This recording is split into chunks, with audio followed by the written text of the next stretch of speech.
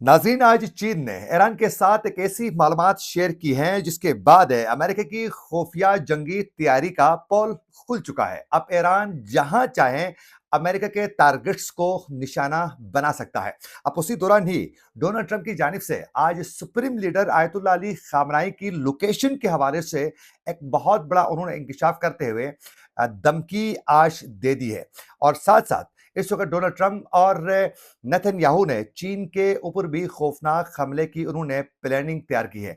बस उसी दौरान ही ईरान की जानिब से भी अमेरिका को एक बहुत बड़ी ऑफर सामने रखी गई है। आज के प्रोग्राम में इसकी मुकम्मल तफसीलात आपके सामने रखेंगे।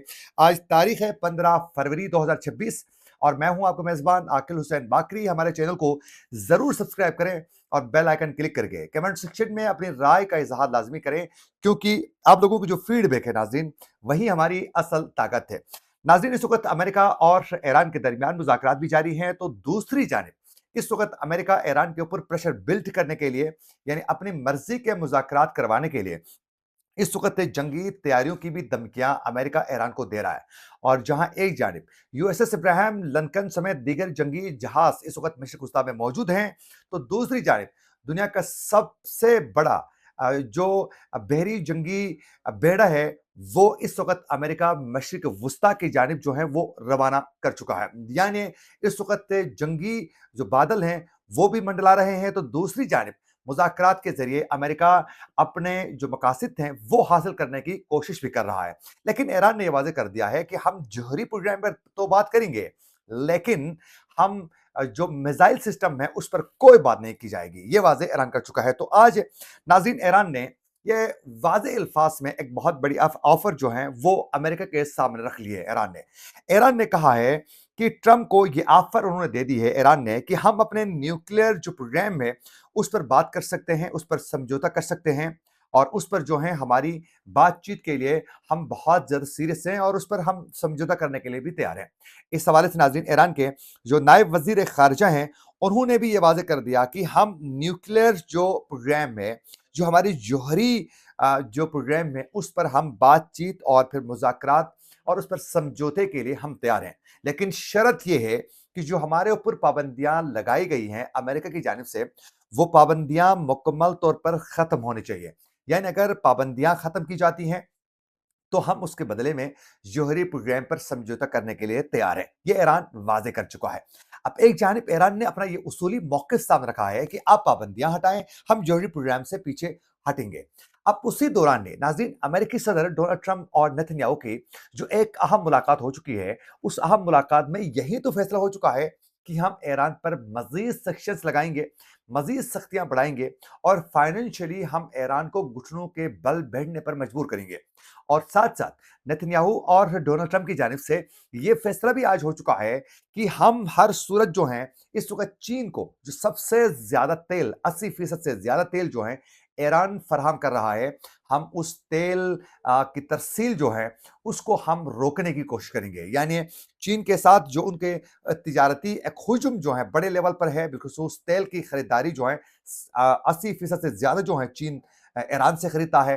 तो ये इनका फैसला हो चुका है, किसी तरीके से हमने इसको रोकना है। अगर हम ये रोकने में कामयाब हो जाते हैं, तो फिर नेतन्याहू और डोनाल्ड ट्रंप की ख्वाहिश है, अगर हम इस पर कामयाब हो जाते हैं, तो एक तो हम ईरान को मुकम्मल तौर पर जो है क्रश कर सकते हैं और ईरान के अंदर बगावत करवाने में फिर हमारे लिए एक आसान सी एक खेल जो है वो बन के सामने आएगी और फिर साथ-साथ हम आराम से रजीम चेंज ऑपरेशन करने में कामयाब हो जाएँगे, क्योंकि ज़ाहिर है अगर 80% जो तेल चीन को फराहम कर रहा है ईरान, अगर पाबंदियाँ लगाई जाती हैं, अगर वो कट ऑफ हो जाता है, तो यकीनन वो अपनी मर्ज़ी कर सकते हैं। जैसे वेनेज़ुएला पर अटैक के बाद जो है चीन वहाँ से तेल खरीदता था, उसको रोका गया।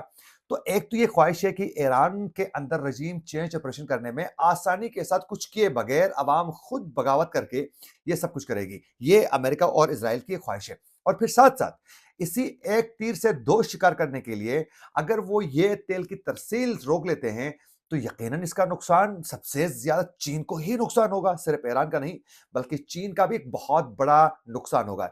यानी पट्टा बिठाने में वो कामयाब होंगे अगर चीन का ऐसा कर लेते हैं। वेनेज़ुएला का ऑलरेडी वो रास्ता काट चुके हैं, तो चीन को बड़ा नुकसान हुआ है। अब ईरान से भी काटेंगे तो आप तसव्वुर नहीं कर सकते कि कितना बड़ा नुकसान होगा।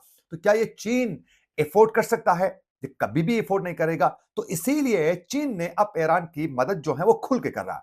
जहाँ एक जानिब नाज़रीन बड़े कार्गो जो जहाज़ हैं, वो जदीद किस्म के हथियार, लोकेशन ट्रेस करने वाले हथियार और दीगर जंगी और फिर मिसाइल सिस्टम समेत भरपूर तरीके से चीन इस वक़्त जो है ईरान की मदद कर रहा है। इसमें कोई दो राय नहीं है। वो कार्गो ज जहाज़ हैं, वो मुसलसल इस वक़्त जो हैं चीन के जो है वो ईरान की जानिब प्रवास करते हैं।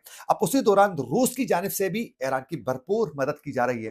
हालाँकि रूस इस वक़्त जो है खुद यूक्रेन के साथ एक बहुत बड़ी जंग में है। उसके बावजूद वो ईरान की मदद उस तरीके से कर रहा है। अब आज हुआ ये है कि नाज़रीन जहाँ एक जानिब हथियार पहुँचा रहा है चीन, उसी के साथ ही आज चीन ने नाज़रीन सारी लोकेशंस जो हैं अमेरिका की, वो उठाकर उसने ईरान के सामने रख दिया है। ये पहले खुफिया रखा था, अब ये जो लोकेशंस हैं, ये चीन अब मुकम्मल तौर पर जो हैं पब्लिक कर चुका है। कौन-सी लोकेशंस? वो तमाम लोकेशंस जो मशरिक वुस्ता में बिलखुसूस जो हैं, अमेरिका जो है ईरान के ऊपर खौफनाक हमले की तैयारी के लिए तमाम कुछ वो अपने जंगी जो जहाज़ हैं, बेरी, वो तैयार करके बैठा हुआ है, मिसाइल सिस्टम लगाकर उसमें। तो उन तमाम पॉइंट्स की लोकेशन जो हैं वो ईरान तक पहुँचा चुका है और फिर इसके साथ-साथ उनके तमाम जितने भी मशरिक वुस्ता में जो एयर बेसेस हैं, उनकी लोकेशंस और टारगेट पॉइंट्स और फिर साथ-साथ मशरिक वुस्ता में उनके जो जहाँ-जहाँ जहाज़ मौजूद हैं, यूएसएस अब्राहम लिंकन कहाँ है, कहाँ से वो अटैक कर सकता है, ये तमाम लोकेशंस और दीगर लोकेशंस जो हैं अ, अहम इन्फॉर्मेशन के साथ ये तमाम लोकेशंस ईरान के साथ चीन इस वक़्त शेयर कर चुका है। अब उसके बाद ज़ाहिर है अगर अटैक अमेरिका की जानिब से की जाती है, तो फिर ईरान को उन तमाम अहदाफ को निशाना बनाने में कोई मुश्किल नहीं होगा।